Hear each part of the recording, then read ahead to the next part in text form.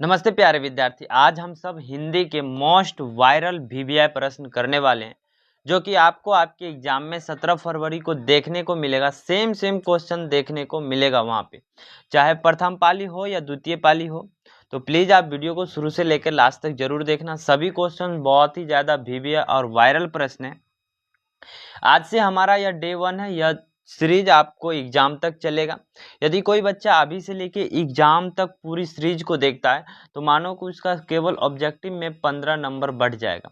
यानी कि यदि किसी को ऑब्जेक्टिव में सिर्फ 30 नंबर भी आ रहा होगा तो वो आराम से 45 नंबर कर पाएगा। 40 से 45 नंबर, उससे भी ज़्यादा 50 का 50 भी कर लेगा। तो आपको सीरीज को इस लास्ट तक पूरे को अच्छा से देखना है। तो शुरुआत करते हैं हम सबसे पहले पहला प्रश्न से। पहला प्रश्न है कि किसे बाबा साहेब के नाम से पुकारा जाता है। यानी कि बाबा साहेब हम किसको कहते हैं या बाबा साहेब के नाम से हम किसे पुकारते हैं। तो ऑप्शन सी हो जाएगा, भीमराव अंबेडकर को बाबा साहेब कहा जाता था। ठीक है। दूसरा प्रश्न कहता है टेनिस किस भाषा के कवि हैं। टेनिसन किस भाषा के कवि हैं। तो टेनिसन ये अंग्रेजी भाषा के कवि थे। आपको सबको पहले यदि पढ़े होंगे तो ये सभी याद होगा, या फिर नहीं भी याद होगा तो मैं आपको यहाँ पे याद करा दूंगा। ये अगला प्रश्न है, कहता है कि मैक्स मूलर का जन्म आधुनिक जर्मनी के किस नगर में हुआ था। तो मैक्स मूलर का जन्म आधुनिक नगर में हेसेस में हुआ था। हेसेस, तीसरा हेसेस, हेसेस ने डेउस में हुआ था। किस में हुआ था। तो डेउस में हुआ था। हेसेस नहीं, डेसाऊ में हुआ था। अगला प्रश्न है, कहता है कि मेघदूत नामक पुस्तक का अनुवाद मैक्स मूलर ने किस भाषा में किया था। ठीक है। मेघदूत नामक पुस्तक का अनुवाद मैक्स मूलर ने किस भाषा में किया था। तो मेघदूत नामक पुस्तक का अनुवाद मैक्स मूलर ने जर्मन भाषा में किया था। किस भाषा में किया था। तो जर्मन भाषा में किया था। अगला प्रश्न है, बुद्धिज्म एवं कम्युनिज्म किसकी रचना है। तो बुद्धिज्म और कम्युनिज्म ये भीमराव अंबेडकर जी का रचना है। अगला प्रश्न है, हु आर द शूद्राज किनकी रचना है। हु आर शूद्राज किनकी रचना है। तो हु आर शूद्राज भी यह भीमराव अंबेडकर की ही रचना है। अगला प्रश्न है कि भारत में जाति प्रथा का मुख्य कारण क्या है। तो भारत में जाति प्रथा का मुख्य कारण है बेरोजगारी। बेरोजगारी के कारण ही इतना जाति भेद किया जा रहा है। ठीक है। अगला प्रश्न है कि मैक्स मूलर को वेदांती किसने कहा। मैक्स मूलर को वेदांतियों का वेदांती किसने कहा। तो स्वामी विवेकानंद जी ने कहा था। नाखूनों का बढ़ना किसका परिणाम है। तो नाखूनों का बढ़ना पाश्विक वृत्ति और संस्कृत के चेतना का परिणाम है। ठीक है।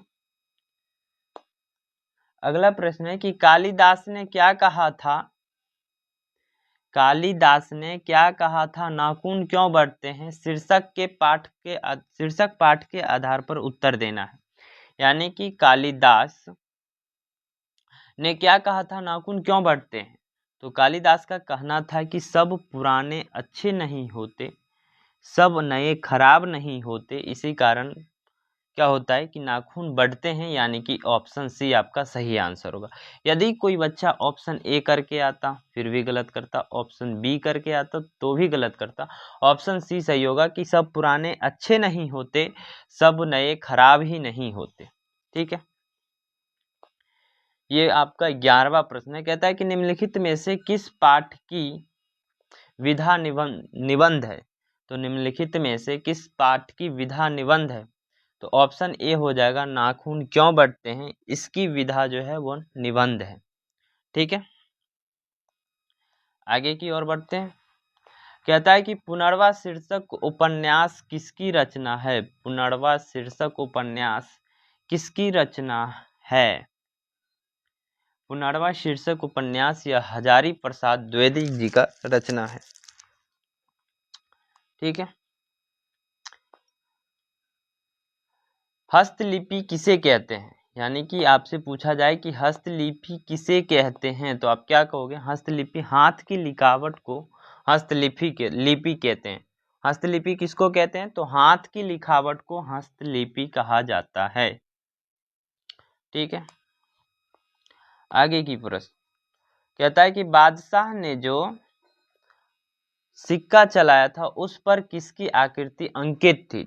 बादशाह अकबर ने जो सिक्का चलाया था उस पर किनकी आकृति अंकित थी? तो राम सीता की। किनकी आकृति थी? तो राम और सीता की आकृति थी। उसके अगला प्रश्न कहता है कि निम्न भाषाओं में किस भाषा को देवनागरी लिपि में लिखते हैं? निम्नलिखित में से किस भाषाओं को देवनागरी लिपि में लिखते हैं? तो हिंदी को हम देवनागरी लिपि में लिखते हैं। तो आज के लिए इतना ही प्रश्न था। यदि आप सभी का डिमांड आता है क्वेश्चन की संख्या बढ़ाई जाए तो मैं आप सभी के लिए बहुत सारा क्वेश्चन लेके आऊंगा, इससे ज्यादा क्वेश्चन लेके आएंगे। और ये सभी प्रश्न बहुत ही भीविया और वायरल प्रश्न था, तो इसे आप करके जाइएगा। और यदि आपने यहाँ तक क्लास में जुड़ा रहा तो उसके लिए बहुत बहुत धन्यवाद। थैंक यू आप सभी को। तो प्लीज़ आप जाने से पहले एक बार क्लास को लाइक कर देना और वीडियो को चैनल को सब्सक्राइब करके जाना। मिलते हैं नेक्स्ट वीडियो में कल की।